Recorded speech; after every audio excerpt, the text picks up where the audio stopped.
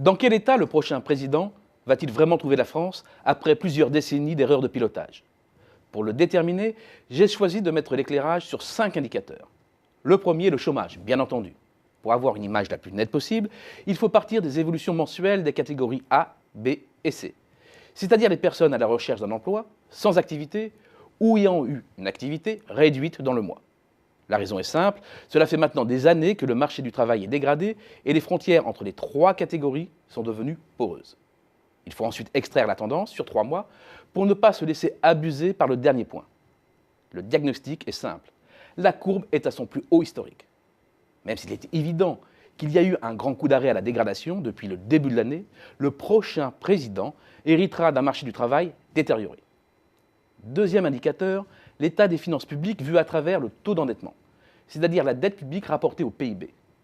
Après avoir tourné autour de 60%, c'était l'un des critères de convergence adoptés pour le passage à la monnaie unique, le poids de l'endettement s'est fortement accru après la récession de 2009 et se situait à 96,1% du PIB fin 2015, soit plus de 2000 milliards d'euros.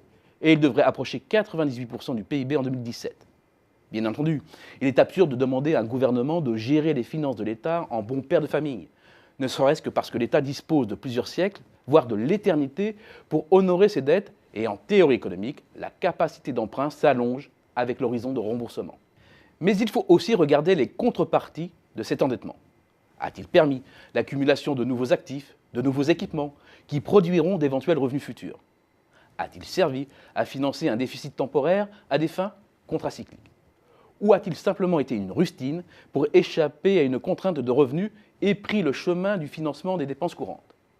Or, il faut en convenir, la France n'a jamais su mener une politique contracyclique vraiment efficace. Et une part importante de la dette a pris au fil des décennies la direction des dépenses courantes. C'est donc en partie de la mauvaise dette dont va hériter le prochain président. Et il faut en plus faire entrer dans l'équation 2 contraintes supplémentaires. 1. La montée des taux d'intérêt à long terme. C'est l'un des effets collatéraux de l'OPA faite par les États-Unis sur les surliquidités mondiales. 2. Le ras-le-bol fiscal, dont l'un des thermomètres est le poids des prélèvements obligatoires. Indicateur suivant, la croissance potentielle.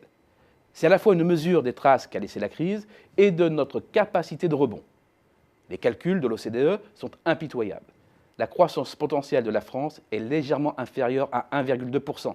C'est peu, et les données conjoncturelles les plus récentes ne permettent pas d'espérer plus.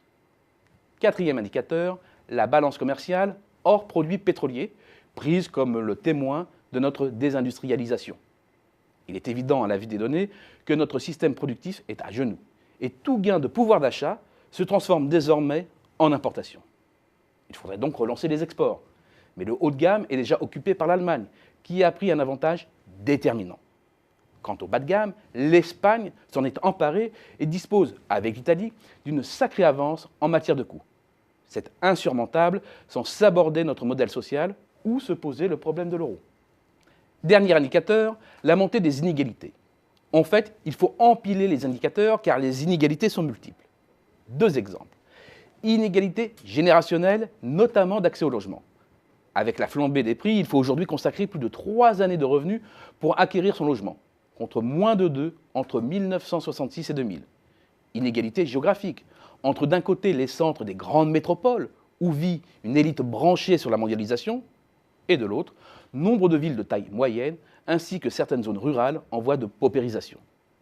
Marché du travail dégradé, dérive des finances publiques, potentiel de croissance entamé, déficit commercial endémique, montée des inégalités, voilà ce qui attend vraiment le prochain président.